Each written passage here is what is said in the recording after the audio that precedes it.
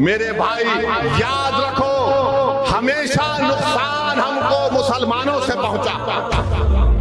ٹیپو سلطان کو شہید کرنے والے، غداری کرنے والے کون؟ مسلمان۔ سراج الدولہ کو دھوکہ دینے والے کون؟ مسلمان۔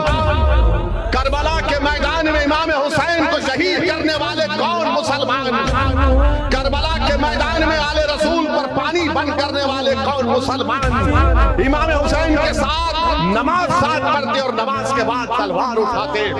میرے بھائی یاد رکھو، اپنے صفوں میں جو منافقین چھپے ہوئے ان کو پہچانو۔ آپ کے اور ہمارے صفوں میں جو مودی، امت شاہ اور یہ تمام پارٹیوں کے لوگ چھپے ہوئے ناسین کے سانپ کو پہچانو۔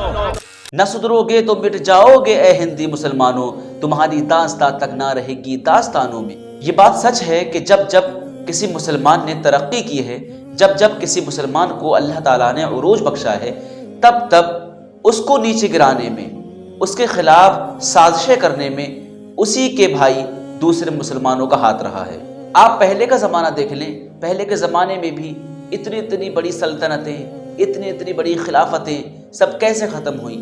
وہ اسی لیے ختم ہوئیں کہ ان کے پیچھے جو سازشیں کی جاتی تھی، ان کے پیچھے جو غداریاں کی جاتی تھیں، ان میں بھی مسلمانوں کا ہاتھ ہوتا تھا۔ مسلمانوں کی اتنی بڑی سلطنتیں، سلطنت عباسیہ، سلطنت عثمانیہ، جنہوں نے کئی سو سال تک حکومتیں کی۔ سلطنت عثمانیہ دیکھ لیں آپ، 600 سال تک 3 بر اعظموں پر اس نے حکومت کی، لیکن ان سلطنتوں کو نقصان کس نے پہنچایا؟ آج یہ سلطنتیں ختم کیوں ہوئیں؟ اس لیے ہوئیں کیونکہ ان کو ختم کرنے کے پیچھے بھی مسلمانوں کی سازشیں رہی ہیں۔ یا تو ان مسلمانوں نے اپنے ذاتی معاملے کی وجہ سے، یا دوسروں کے بہکاوے میں، دوسروں کی پیشکش کے لالچ میں آ کر انہوں نے اپنے دوسرے مسلمان بھائیوں کے ساتھ غداری کی۔ اور جب غداروں کی بات آتی ہے تو لسٹ میں سب سے پہلا نام ابن علقمی کا آتا ہے۔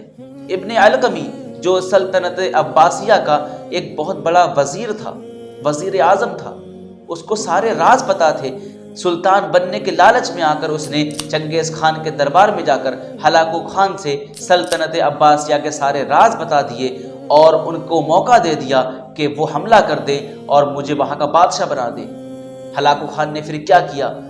ہلاکو خان نے پورے بغداد کو جلا دیا، سلطنت عباسیہ کو ختم کر دیا، سلطنت عباسیہ کے آخری بادشاہ کو قتل کر دیا، اور اتنے مسلمانوں کو شہید کیا گیا اس ایک شخص کی غداری کی وجہ سے کہ پورا عراق، پورا بغداد جل کر راکھ ہو گیا، اور مسلمانوں کو اتنی بے رحمی سے مارا، بچوں تک کو نہیں چھوڑا، اور اس نے مسلمانوں کے سروں کو کاٹ کر ایک مینار بنا دیا۔ یہ کس کی وجہ سے ہوا؟ غدار کی وجہ سے۔ اور وہ غدار کون تھا؟ وہ غدار خود مسلمان تھا۔ اور یہ بات آپ بھی جانتے ہوں گے کہ غداری کرنے والے کی سزا معاف نہیں ہے، اس کو سزا دی جاتی ہے۔ یہاں تک کہ ہلاکو خان کے پاس ابن علقمی پہنچا سلطان بننے کی غرض سے، لیکن ہلاکو خان نے کیا کیا؟ اس کو بھی قتل کر دیا اور یہ کہا کہ جب تو ان کا نہیں ہو سکتا، اپنے مسلمان بھائیوں کا نہیں ہو سکتا، ان کے ساتھ غداری کر سکتا ہے، تو تم میرے ساتھ غداری کیوں نہیں کر سکتا؟ میری مسلمانوں سے گزارش ہے کہ آپ لوگ متحد بن کے رہیں، کسی کی پیٹھ پیچھے سازشیں نہ کریں، کسی کو نقصان پہنچانے کی کوششیں نہ کریں، ایک دوسرے کا ساتھ دیں، بکھرے نہ رہیں۔ اگر آپ بکھرے ہمیشہ رہو گے تو لوگ تمہارا فائدہ اٹھائیں گے اور تمہیں نقصان پہنچائیں گے۔ نہ سدھرو گے تو مٹ جاؤ گے اے ہندی مسلمانوں، تمہاری داستان تک نہ رہے گی داستانوں میں۔